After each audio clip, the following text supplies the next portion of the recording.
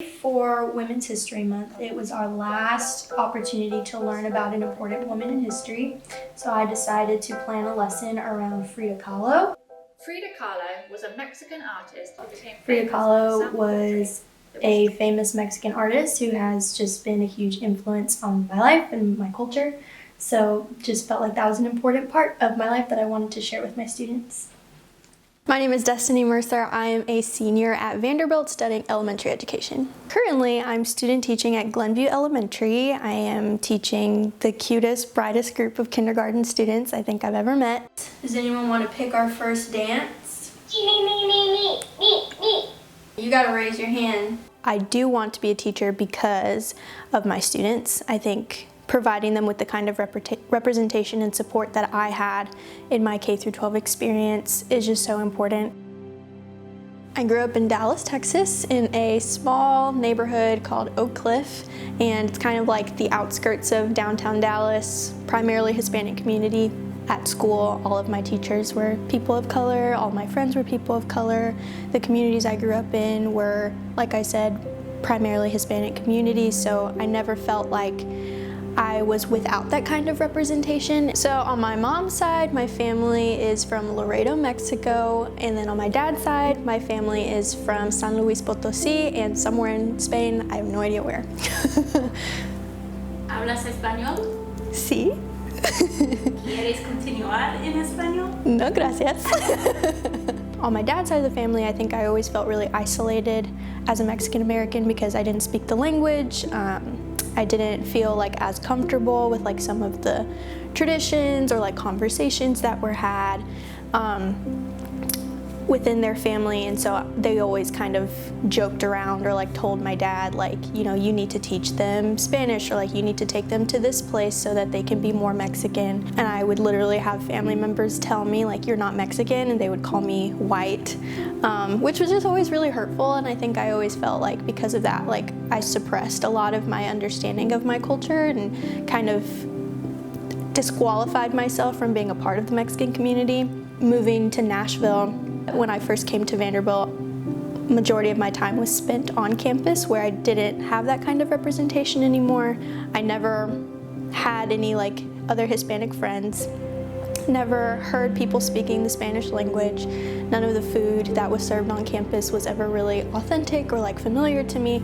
So I think that I really missed that kind of representation, which was interesting because growing up I had disqualified myself from being considered a Mexican. I felt really insecure in my identity as a Hispanic and felt like I can't join ALAS because I don't speak Spanish or like I'm not super informed or like educated on my culture. It would be really weird, and like I don't think that they would even, you know, want me there. I'm not at all surprised by like the lack of opportunity that a lot of students of color have in regard to like applying and getting accepted to Vanderbilt, simply because of like whether it's a financial barrier or a cultural barrier of like moving out of state. I think that we do have a very diverse campus, but I don't really feel like that necessarily means they naturally fit in. I mean, like I've only really seen people of color at Vanderbilt besides the students. Like they like work in the dining halls or they're custodians, or, you know, the construction workers on campus. I feel like have been the only places that I've seen Hispanics in particular in positions of power on campus. I think that that says a lot about like who is represented well. Why did you want to become a teacher? Why are you studying education? I think that the reason I wanted to be a teacher is because so many people were telling me not to be a teacher. Teachers are not respected as much as they should be. You need people along the way to teach you how to function in a society and also how to be a good human being, and that all starts in kindergarten when kids are coming to school for the first time and learning how to interact with each other. My background and experience has been able to support them by creating really intimate relationships with my students where they know me, I know them, I kind of have a better understanding of like where they come from, what things they may value, what things they may be interested in. It gives me opportunity to show more compassion for my students and their families and the kind of financial backgrounds they come from, their home environments that they come from, because it's very similar to what I grew up with. And I think that I've just seen so much fruit come from those connections that I'm able to share with students. It definitely inspires me to teach with more culturally responsive pedagogy and making sure that I am genuinely seeking out my students and I genuinely want to know who they are holistically. Why is it important to have more teachers of color in schools?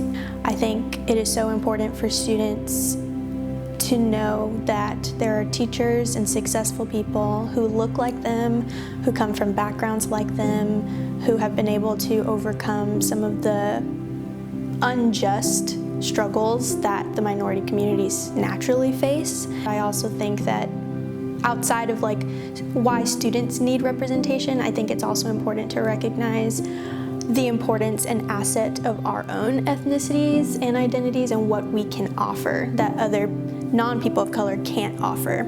Those perspectives are very needed in order to create curriculum and create lessons that are equitable and accessible for all students. Thank you, Jesus. We love you.